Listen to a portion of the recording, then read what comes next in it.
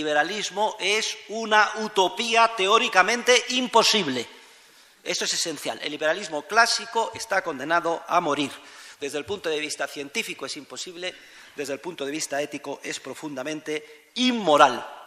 Y que el único sistema de cooperación social teóricamente posible y compatible con la naturaleza del ser humano es el capitalismo libertario, la anarquía de propiedad privada o, si ustedes prefieren, el anarcocapitalismo. No hay peor enemigo para la libertad que el liberal clásico. Esta es la tesis, voy a mantener, clarísimo. ¿Y por qué? ¿Por qué el liberalismo es teóricamente imposible? El liberalismo es teóricamente imposible porque lleva dentro de sí mismo la semilla de su propia destrucción.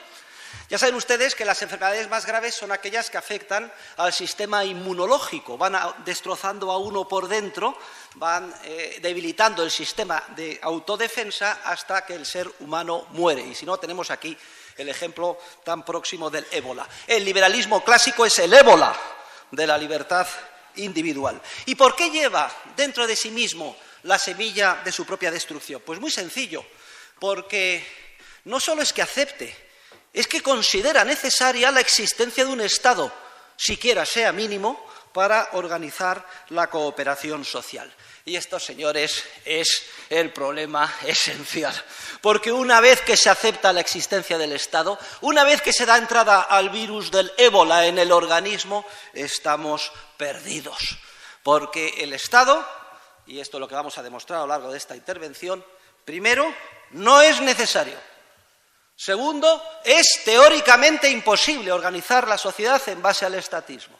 Y en tercer lugar, y esto es lo más importante, una vez que has dado entrada en tu organismo al virus destructor, que es el Estado siquiera sea mínimo, es imposible poner freno a su crecimiento sin límites. Es imposible limitar el Estado. Si algo está claro, es que el programa político del liberal clásico ha fracasado. Ostentosamente, el Estado no ha dejado de crecer. Y lo que hemos podido llegar a demostrar los teóricos de la economía son las razones por las cuales tal fracaso era inevitable. Una vez que el Estado existe, es imposible limitar su crecimiento. Pero vamos a comenzar por el carácter innecesario del Estado. Porque solo desde el equivocado punto de vista del paradigma neoclásico del equilibrio, podía concebirse la existencia de un hipotético grupo de denominados bienes públicos, aquellos en los que es imposible, se dice, la rivalidad en el consumo, aquellos que están forzados a una oferta conjunta. Se ponen ejemplos típicos de bienes públicos como, por ejemplo, los faros o la seguridad, la defensa pública, etcétera. Pero todo este análisis es erróneo. La entrada en nuestra disciplina de la concepción dinámica del mercado basada en la creatividad empresarial ha arrumbado, ha hecho que cayera como un castillo de naipes todo este análisis sobre los supuestos, la existencia, supuesta existencia de bienes públicos que bloquearía de alguna forma la manifestación de preferencias a nivel público y exigiría la existencia de un órgano monopolista de la violencia para proveerlos. Repito, todo el análisis dinámico basado en la empresarialidad y en el orden espontáneo del mercado, del proceso de mercado, ha echado por tierra toda esta argumentación neoclásica. Porque desde un punto de vista dinámico, siempre que se da una supuesta situación estática de bien público, es decir, de no rivalidad en el consumo o de oferta conjunta, surgen inmediatamente los incentivos empresariales que llevan al descubrimiento de las innovaciones necesarias para permitir precisamente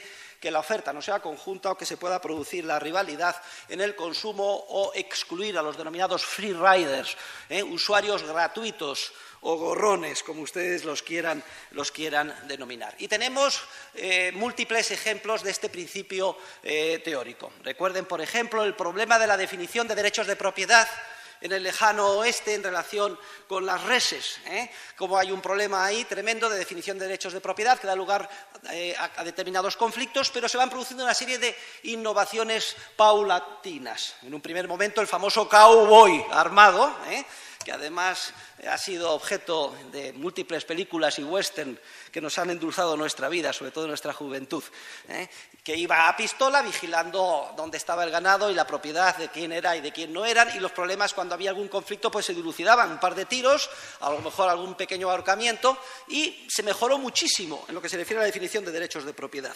Pero no solo está el cowboy, hay otra innovación empresarial que es el marcaje de las reses. Se marcan las reses y ya se puede saber a simple vista si esta es la tuya o esta es la mía.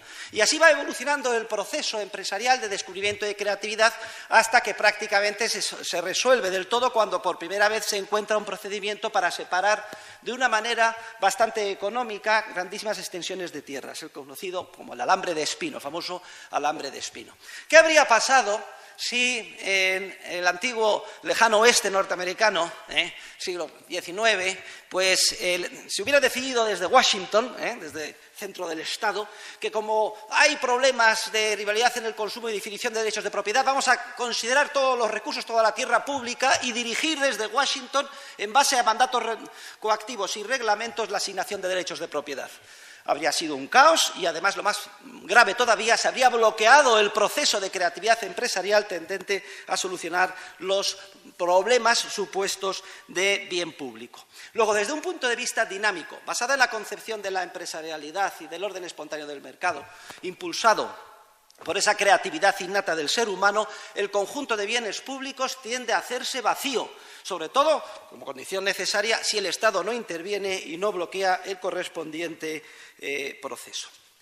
Y es que para la definición, defensa y adquisición de los derechos de propiedad no hace falta el Estado. Esto es una cosa obvia. Aquellos que han estudiado Derecho sabrán que el derecho es el resultado de la plasmación evolutiva de la naturaleza del ser humano a lo largo de generaciones y generaciones. Esta es la manera en la que conciben los grandes jurisconsultos clásicos del derecho romano, Ulpiano, Gallo, Papiniano, y que tienen ustedes resumida en esa cita deliciosa que yo siempre me gusta repetir en mis obras, que conocemos gracias a Cicerón, que la recoge en la República, que pone por boca de Catón cómo para él el proceso social romano era mucho más desarrollado, avanzado que el de otros pueblos, porque no era el resultado de la mente de un solo hombre, como podía ser Solón en Atenas, Licurgo en Esparta, sino que era el resultado de un proceso evolutivo en el que habían intervenido muchas y muchas generaciones, cada una de las cuales incorporando su pequeño granito de información, conocimientos,